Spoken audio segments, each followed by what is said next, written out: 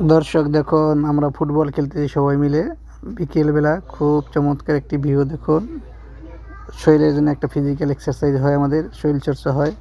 সকলে মিলে ফুটবল খেলে দেখুন, ছোট বড় সবাই একটু মজা করে বিকেলবেলা দেখতে থাকুন।